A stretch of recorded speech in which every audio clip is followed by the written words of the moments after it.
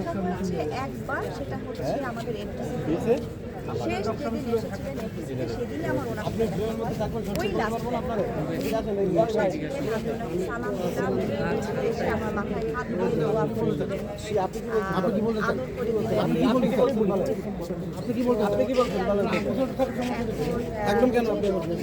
এখন দুনিয়াতে নাই, উনি চলে গেছেন, তো ওনার জন্য অনেক দোয়া থাকবে, আল্লাহ ওনাকে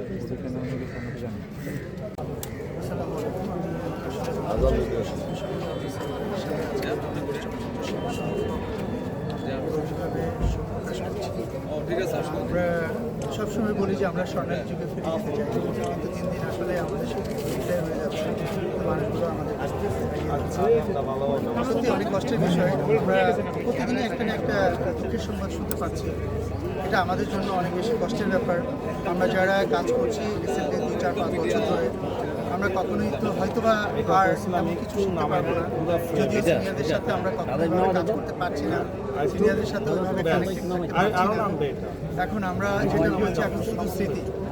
আমি কিছুদিন আগে শুনেছিলাম স্যার অসুস্থ, আমাকে দেবুদা বললো যে তুমি একটা ফোন দিও স্যার। আমি ফোন দিলাম, ভাবি রিসিভ করলো, ভাই বললো যে ভাই অ্যাকচুয়ালি তো এভাবে যোগাযোগ হচ্ছে না কারোর সাথে, বাট আমাদের সাথে একটু কানেক্টটা একটু বাড়িয়ে দেন আপনারা। পরে আমি সবাইকে বললাম, আমরা ওইভাবে পরিচিত করলাম, স্যার কী করা যায়, বিভিন্ন ধরনের প্ল্যান করলাম, বাট সেগুলো আর এক্সিকিউট করা হলো না, স্যার আমাদের থেকে চলে গেল। এই মুহূর্তে আসলে আমার বলার কিছু নাই। আমি মনে করি আল্লাহ পাক আমাদেরকে নিয়ে আসছে, আল্লাহ পাকই আমাদের নিয়ে যাবে, এটা বাস্তব সত্যি। অনেক সময় সত্যিটা মানতে আমাদের হয়তো অনেক কষ্ট হয়, এটা আমার বেলা হতে পারে, আপনার বেলাও হতে পারে। আমি তার জন্য সত্যি কথা বলতে আল্লাহ পাক থেকে বেস্ট নসিব করুক। এবং আমার মনে হয় যে এই শোকগুলো আমরা আমাদের ভিতরে রাখি, এই শোকগুলো আমাদের ভিতরে রেখে সবার সঙ্গে একটু ভালো ব্যবহার করি, একটু শত্রুটা একটু কমিয়ে দিই, সবাইকে একটু ভালোবাসা বাড়িয়ে দিই।